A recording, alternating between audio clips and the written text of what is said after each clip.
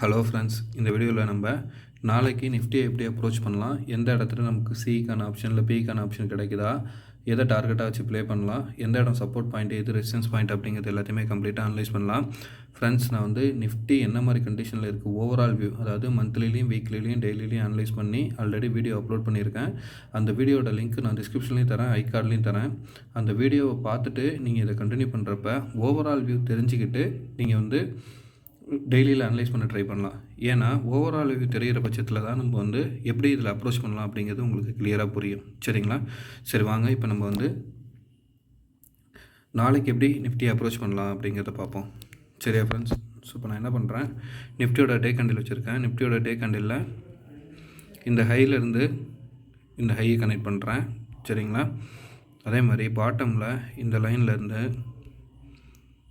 இந்த லைனை கனெக்ட் பண்ணி ஒரு ட்ரெண்ட் லைன் வரைகிறேன்.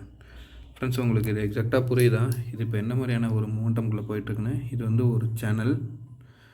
இப்போ லோ ஹை போயிட்டு எகெயின் பாருங்கள், கரெக்டாக இந்த இடத்துல சப்போர்ட் பாயிண்ட் நின்றுட்டுருக்கு.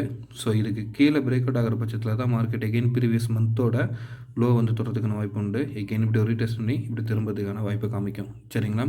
ஒன்ஸ் இந்த இடம் பிரேக் அவுட் ஆகாத வரைக்கும் மார்க்கெட் எகெயின் புல்பேக் கொடுக்கறதுக்கு ட்ரை பண்ணும் ஃப்ரெண்ட்ஸ். சரிங்களா? ஸோ அது எந்தெந்த லெவல்லாம் இப்போ நாளைக்கு எப்படி இருக்கும் அப்படிங்கிறத அனலைஸ் பண்ணலாம். அதுக்கு முன்னாடி க்ரீன் கலரில் வரைஞ்சிருக்க லைன் ப்ரீவியஸ் மந்தோட ஹை அண்ட் லோ, ஆரஞ்சு கலரில் வரைஞ்சிருக்கிறது ப்ரீவியஸ் வீக்கோட ஹை அண்ட் லோ, வைலட் கலரில் இருக்கிறது ப்ரீவியஸ் டேவோட ஹை அண்ட் லோ. ஸோ இந்த பாயிண்ட்லாம் நமக்கு சப்போர்ட் அண்ட் ரெசிஸ்டன்ஸ் ஆக்ட் ஆகும். அதுக்காக தான் அதை நம்ம மார்க் பண்ணியிருக்கோம். ஸோ நாளைய அனலைசிஸ் பார்க்கறதுக்கு இன்னைய டேவோட ஹை லோவை நான் மார்க் பண்ணுறேன்.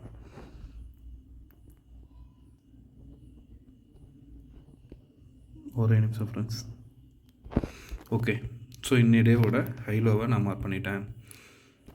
இப்போ நம்ம என்ன பண்ணலாம், 1 hour கேண்டில் வச்சுட்டு எப்படி ட்ரெண்ட் இருக்குது அப்படிங்கிறத அனலைஸ் பண்ணி ட்ரை பண்ணுவோம்.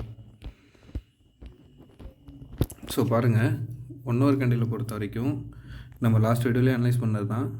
ஒரு லோ, ஒரு ஹை, லோ, எகெயின் ஹை லோலேருந்து இப்போ இந்த இடத்துலேருந்து சப்போர்ட் எடுக்க ட்ரை பண்ணுது. ஒன்ஸ் குளோபல் மார்க்கெட் கண்டிஷனை பேஸ் பண்ணி நாளைக்கு கேப் அப்பில் ஓப்பன் ஆகுதுன்னா இன்னைய டேவோட ஹை ஒரு ரெசிஸ்டன்ஸ் ஆகும். அது பிரேக் அவுட் ஆகிறப்ப எகெயின் இந்த ட்ரெண்ட் லைனை போய் ரெசிஸ்டன்ஸ் லைனை ரீச் பண்ணுறதுக்கு பாசிபிலிட்டிஸ் பார்க்கும். இன்னொரு விஷயத்தையும் நம்ம மைண்டில் வச்சுக்கணும், எஃப்ஐஎஸ் இன்றைக்கும் 2000 கோடிக்கிட்ட செல்லிங்கில் தான் இருக்காங்க. ஸோ எஃப்ஐஎஸ் பையிங்கில் வரப்போ நமக்கு இன்னொரு புல் பேக் கிடைக்கும். பட் செல்லிங்கில் இருக்கிறதுனால தான் மார்க்கெட் நமக்கு ஒரு செல்லிங் ப்ரெஷரை காமிச்சிட்டே இருக்குது. சரிங்களா? ஸோ இப்போ நான் என்ன பண்ணுறேன், 1 hour கேண்டில் இந்த ட்ரெண்ட் லைனை எக்ஸ்டெண்ட் பண்ணுறேன். சரிங்களா? பாருங்கள், சப்போர்ட் பாயிண்ட்டு எகெயின் இப்போ இந்த இடம் உடைக்கிற பட்சத்தில் மார்க்கெட் எகெயின் எங்கே இந்த இடத்துல தான் சப்போர்ட் எடுக்க ட்ரை பண்ணணும். அப்படி இல்லை அப்பாகுதுன்னா திருப்பி இந்த லெவல் வரைக்கும் ரீச் ஆக வாய்ப்பு உண்டு. சரிங்களா? ஸோ இதை நம்ம 15 minutesல போய் எப்படி அப்ரோச் பண்ணலாம்